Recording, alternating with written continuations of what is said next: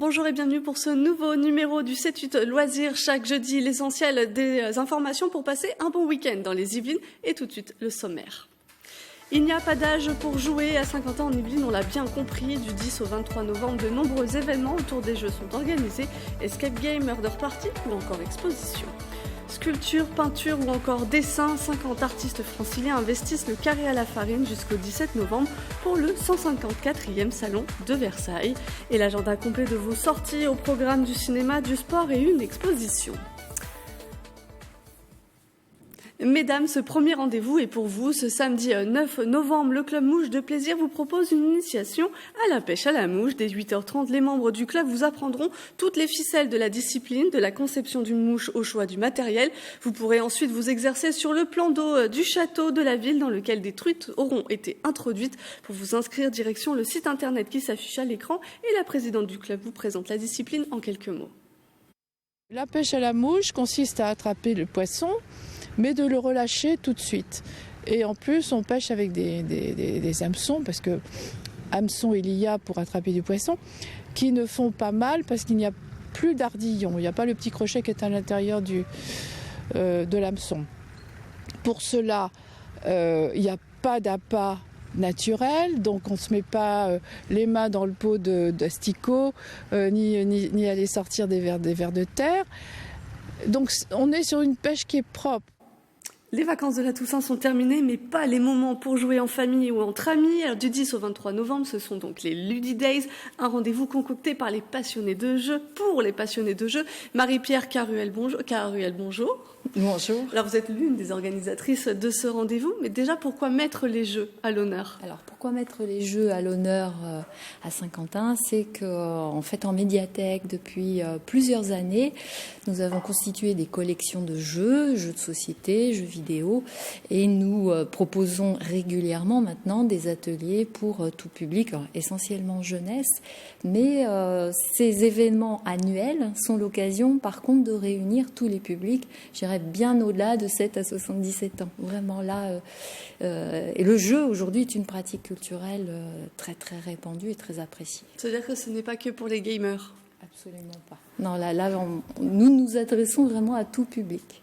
Alors, il y a différents temps forts lors de ces Ludi Days, et le premier, c'est le 10 novembre. C'est le tout premier, justement, c'est à la commanderie. On va devoir faire preuve de déduction et de logique. Il y aura des intrigues et aussi un espace-jeu de la liberté. Donc, nous proposons, et là, les séances sont déjà complètes. Voilà, je vous en parle, mais avec, j'espère ne pas générer trop de frustration. Donc, nous proposons 2 séances de murder, des séances d'escape game, voilà, qui sont toutes complètes, mais nous avons aussi un espace jeu de société, l'occasion de jouer en famille. Hein. Nous serons là présents avec l'association Entre 4 Jeux, qu'on retrouvera aussi sur un autre événement des Ludi Days, puisque nous allons, après le week-end suivant, 16 et 17 novembre, nous proposons un gros festival de jeux dans tous ses états, jeux pour tout public. C'est la 5e édition du Festi-Jeux de Villepreux sur ces 2 jours, avec un espace jeux de société, jeux vidéo, espace ludique pour les plus petits.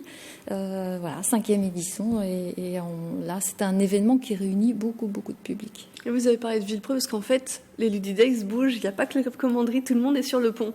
Oui, toutes les villes, enfin, sur toutes les communes de Saint-Quentin, il y a des événements en jeu, sur cette quinzaine. Et il y a aussi des animations différentes en fonction des âges, notamment. C'est pas de 7 à 77 ans, ça va plus bas, même peut-être plus bas, même plus voilà, haut. bien sûr. Dans toutes les médiathèques, nous avons une attention particulière au plus jeune public, au tout public, pour ce qui est de la lecture et de l'initiation au livre, mais aussi au jeu, et donc à l'éducation, à l'éveil culturel du tout petit, qui est fondamental. C'est-à-dire qu'on peut jouer, il y a des jeux de société pour les tout petits? Il y a des jeux de manipulation, il y a des jeux d'images. Bien sûr, le jeu est adapté à tout âge, à partir du moment où on peut manipuler.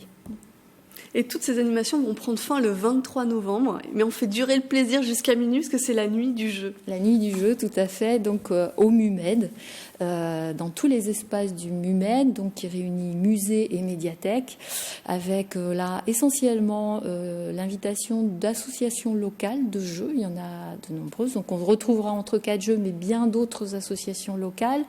La ludothèque de Montigny également, et donc jeux vidéo, jeux de société, il y en aura pour tous les goûts. Des grands jeux de table aussi, nous avons une collection de grands jeux en bois sur le réseau que nous sortons à différentes occasions.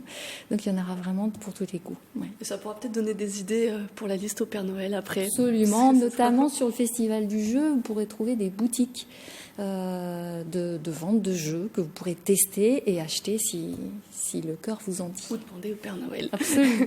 Merci Marie-Pierre Caruel. Alors, merci à vous. Les Ludidays débutent ce dimanche 10 novembre. La programmation est à retrouver sur le site internet kiosque.ski.fr. Les années folles s'emparent du théâtre Montansier à Versailles. Yes, c'est la dernière création de la compagnie Les Brigands et qui raconte l'histoire de Maxime, le fils d'un industriel milliardaire qui cherche à échapper à un mariage imposé par son père. Une opérette créée en 1928 par Maurice Yvain. Sur scène, 9 chanteurs et 3 musiciens. C'est aussi une jolie chronique sociale des années 20. On croise le majordome qui veut être député communiste du 16e arrondissement, le coiffeur qui va devenir une star de music hall. Donc tout se mélange un petit peu, la politique qui dans les années 20 et années 30 avait beaucoup de saveur avec la montée de la gauche, la droite conservatrice, etc. Et puis les fortunes et les infortunes qui à l'époque pouvaient aller très vite.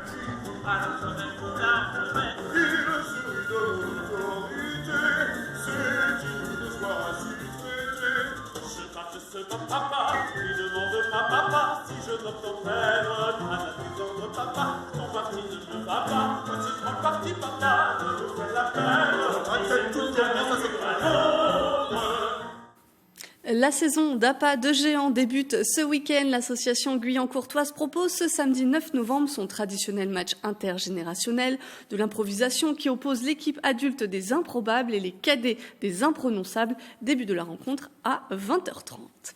C'est le moment du rendez-vous hebdomadaire des cinémas. Cette semaine, Gaël Pinault vous invite au Grenier à sel de Trappes pour les 20 ans du mois documentaire.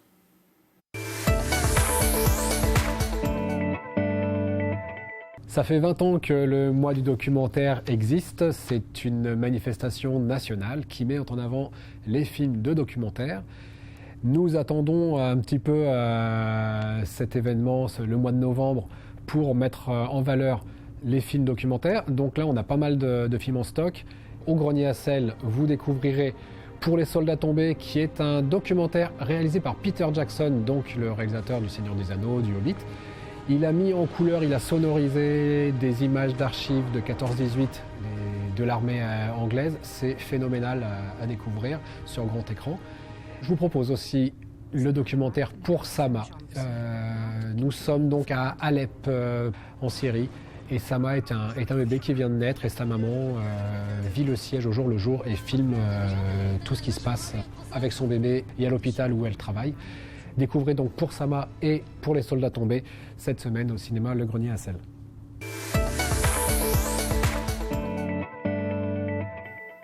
Plus de 50 artistes réunis au Carré à la Farine. La Société versaillaise des artistes d'Île-de-France organise jusqu'au 17 novembre son 154e salon de Versailles. De la peinture à la sculpture, les artistes franciliens sont rassemblés autour de 2 invités d'honneur. Techniques différentes, mais un point commun, tous les artistes présentés sont franciliens. Un choix de la Société versaillaise des artistes d'Île-de-France pour son 154e salon. On a mélangé cette année, on a des gens qui ne sont pas professionnels et d'autres qui sont professionnels. Donc on a fait un choix en disant que ceux qui n'étaient pas professionnels pouvaient exposer une œuvre et les autres jusqu'à 3. Une quinzaine d'artistes yvelinois a été sélectionnée, dont la sculptrice guyancourtoise Zéduc et Anne-Marie Ponsard, peintre basée au Vésinet. Je travaille sur une année, sur un thème qui m'est venu en revenant de voyage. Alors ça, c'était en revenant d'Afrique. J'ai changé les couleurs, j'ai changé un tas de choses. J'en ai fait un autre avant qui est beaucoup plus figuratif, disons, et puis petit à petit, le travail évolue et devient plus abstrait. Sculpture, peinture, gravure autour de 2 artistes invités. Elisabeth Oulès, originaire de Versailles, travaille le métal de récupération. C'est proche du modelage pour moi, voilà. Je trouve que c'est un matériau qui est noble. Alors je travaille toujours avec du métal de récupération. J'aime le côté du matériau qui a déjà vécu. Plus de 60 œuvres sont rassemblées au cœur du carré à la farine de Versailles, à découvrir jusqu'au 17 novembre.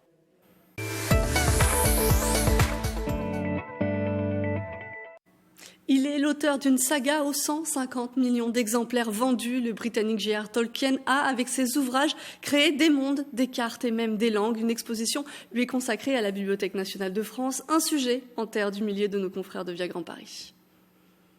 Plongé au cœur de l'univers de Tolkien à la BNF. Révolutionnaire du genre fantastique, l'auteur britannique aura inspiré plus d'une génération avec son œuvre Le Seigneur des Anneaux. Voyage en terre du milieu est une exposition XXL qui revient en profondeur sur la trilogie littéraire la plus célèbre du XXe siècle. Elle présente des pièces uniques de Tolkien, montrant tout le travail de recherche et de précision qu'il a fait pendant plus de 12 ans. Il le dit dans une de ses correspondances que c'est important de commencer par la carte pour être sûr de la cohérence ensuite de l'œuvre. Il crée vraiment un monde en fait dans son entièreté, c'est-à-dire qu'il invente la création de ce monde, la mythologie de ce monde, comment ce monde a été créé, et donc toujours un souci de grande cohérence à la fois par les cartes, également par les langues qu'il crée pour ses peuples. Il a vraiment pensé à quelle distance pouvait parcourir un hobbit par exemple par rapport à un cavalier du Rohan, et s'ils doivent se retrouver à tel endroit, combien de temps ça va prendre. Et également une chronologie sur où étaient les différents protagonistes de l'histoire, qu'est-ce qu'ils faisaient à telle date. Voyage en terre du milieu immerge pleinement les visiteurs dans le monde inventé par Tolkien. Chaque partie de l'exposition s'attarde sur une région de la terre du milieu. Le rendez-vous laisse cependant l'opportunité à chaque personne de s'imaginer comme il entend cet univers. Il n'y a d'ailleurs aucune allusion au film de Peter Jackson. Ce qu'on voulait dans cette exposition, c'était ne pas plaquer un imaginaire. On sait qu'il y a des visiteurs qui vont venir avec une certaine idée, qui se seront faits indépendamment des représentations cinématographiques. Et nous, ce qu'on voudrait, ce qu'on aimerait, c'est que les visiteurs découvrent l'œuvre de Tolkien pour elle-même, qu'ils reviennent aux écrits de Tolkien et puis à tous ces dessins qu'on connaît moins, qu'on connaît pas forcément et qui sont autant de représentations aussi de cette œuvre, qui pour le coup sont au plus près de l'auteur puisqu'elles sont de sa main. Venez découvrir l'œuvre incroyable de Tolkien à la BNF jusqu'au 16 février 2020. C'est la fin du 7-8 loisirs. Merci de nous avoir suivis. On se retrouve jeudi prochain pour un nouveau numéro.